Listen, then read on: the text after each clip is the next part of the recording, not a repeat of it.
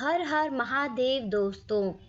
आज हम आपके लिए श्रावण माह के महात्म्य का 13वां अध्याय लेकर प्रस्तुत हैं, जिसके अंतर्गत दुर्गा गणपति व्रत निधान का वर्णन किया गया है। सनत कुमार बोले, हे भगवान, किस व्रत के द्वारा अतुलनीय सौभाग्य प्राप्त होता है और मनुष्य पुत्र, पौत्र, धन, ऐश्वर्य तथा सुख प्राप्त करता है। हे महादेव, व्रतों में उत्तम उस व्रत को आप मुझे बताएं। ईश्वर बोले, हे सनत कुमार, तीनों लोकों में विख्यात दुर्गा गणपति व्रत है। सर्वप्रथम भगवती पार्वती ने श्रद्धा के साथ इस व्रत को किया था।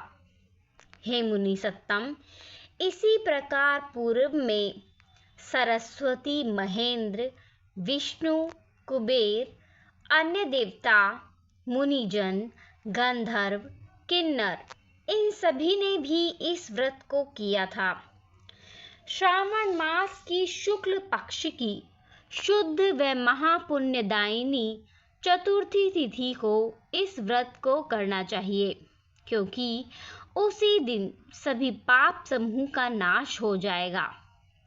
चतुर्थी के दिन स्वर्ण पीठासीन स्थित एक दंत गजानन विघ्नेश की स्वर्णमय प्रतिमा बनाकर उसके आधार पर स्वर्णमय दुर्गा को व्यवस्थित करने के पश्चात विघ्नेश्वर को रक्त वस्त्र से वेष्टित ताम्रमय पात्र के ऊपर रखकर सर्वतोभ भद्रमंडल में रक्त पुष्पों से आपामार्ग, शमी, दुर्वा, तुलसी, बिल्वपत्र, इन 5 पत्रों से अन्य उपलब्ध सुगंधित पुष्पों से, सुगंधित द्रव्यों से, फलों से तथा मोदकों से उनकी पूजा करनी चाहिए।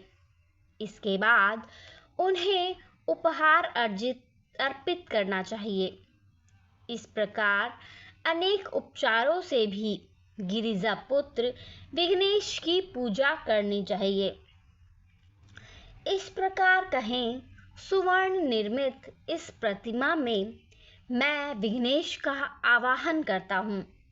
कृपा निधि पधारे। इस सुवर्णमय सर्वोत्तम रत्न जटित सिंहासन को मैंने आसन के लिए प्रदान किया है, इसलिए विश्व के स्वामी इसे स्वीकार करें। हे उमासुत, आपको नमस्कार है। हे विश्वव्यापिन, हे सनातन, मेरे कष्टों को आप नष्ट कर दें। मैं आपको पाद्य समर्पित करता हूँ। गणेश्वर, देव, उमापुत्र तथा मंगल का विधान करने वाले को यह अर्घ प्रदान करता हूँ। हे भगवान, आप मेरे इस अर्घ को स्वीकार करें। विनायक, शूर तथा वर प्रदान करने वाले को नमस्कार है, नमस्कार है। मैं आपको यह अर्घ समर्पित करता हूँ, इसे ग्रहण करें। मैंने गंगा आदि सभी तीर्थों से प्रार्थना पूर्वक यह जल प्राप्त किया है। हे सुरंगपु, आपके स्नान के लिए मेरे द्वारा प्रदत्त इस जल को स्वीकार कीजिए। सिंदूर से चित्रित तथा कुमकुम से रंगा हुआ यह वस्त्र युग्म आपको दिया गया है, आप इसे ग्रहण करें। लंबोदर तथा सभी विघ्नों का नाश करने वाले देवता को नमस्कार है। उमा के शरीर के मल से आविर्भूत हे गणेश जी, आप इस चंदन को स्वीकार करें। हे सुरश्रेष्ठ, मैंने भक्ति के साथ आपको रक्त चंदन से मिश्रित अक्षत अर्पण किया है। हे हुर्सत्तम, आप इसे स्वीकार करें। मैं चंपा के पुष्पों, केतकी के पत्रों तथा जूपा कुसुम के पुष्पों से गौरी पुत्र की पूजा करता हूँ।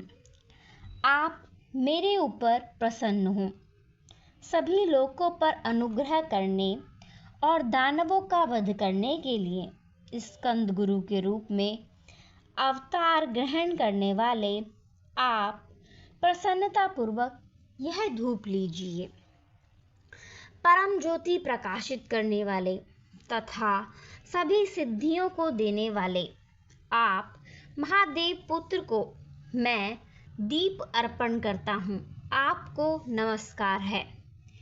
इसके बाद गणानाम त्वा इस मंत्र से मोदक, 4 प्रकार के अन्न, पायस तथा लड्डू आदि का नैवेद्य अर्पण करें।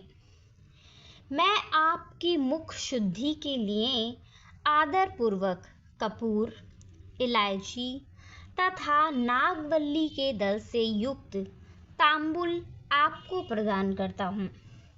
हिरण्यगर्भ के गर्भ में स्थित अग्नि के सुवर्ण बीज को मैं दक्षिणा रूप में आपको प्रदान करता हूँ। अतः आप मुझे शांति प्रदान कीजिए। हे गणेश्वर, हे गणाध्यक्ष, हे गौरी पुत्र, हे गजानन, हे इभानन, आपकी कृपा से मेरा व्रत पूर्ण हो।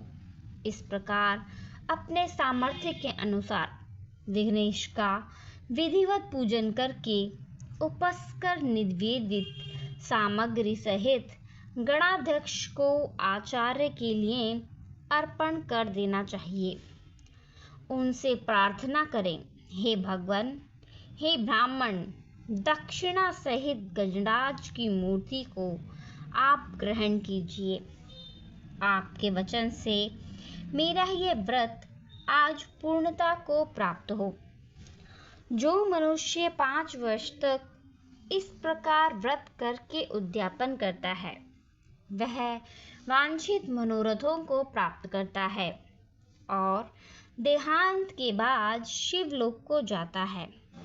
अथवा 3 वर्ष तक जो इस व्रत को करता है, वह सभी सिद्धियां प्राप्त करता है।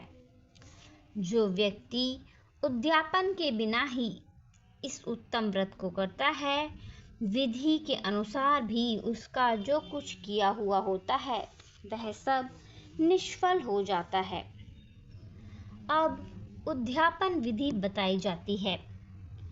उद्यापन के दिन प्रातः काल तिलों से स्नान करें। उसके बाद व्यक्ति 1 पल या आधा पल या उसके भी आधे पल की स्वर्ण की गणपति की प्रतिमा बनाकर पंचगव्य से स्नान कराकर भक्ति तथा श्रद्धा के साथ इन 10 नाम मंत्रों से दुर्वादलों से सम्यक पूजन करें।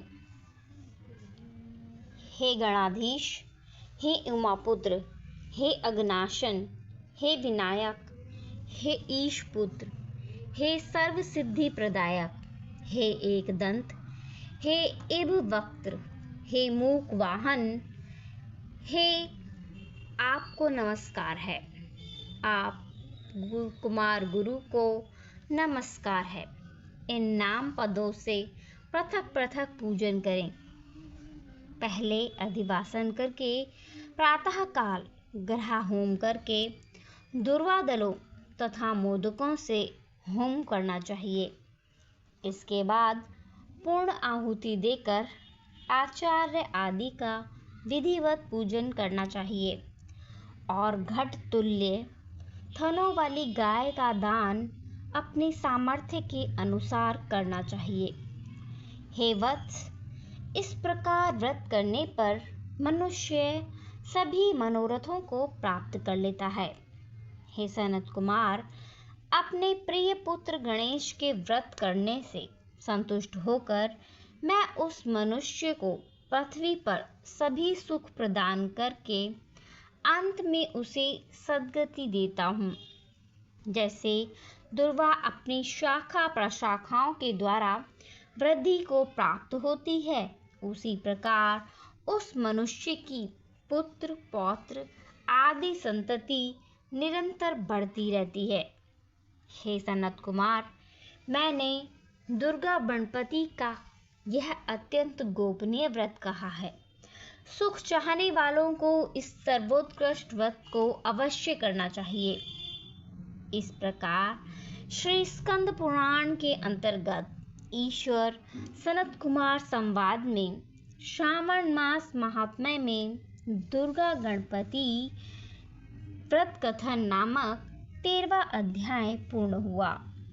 धन्यवाद।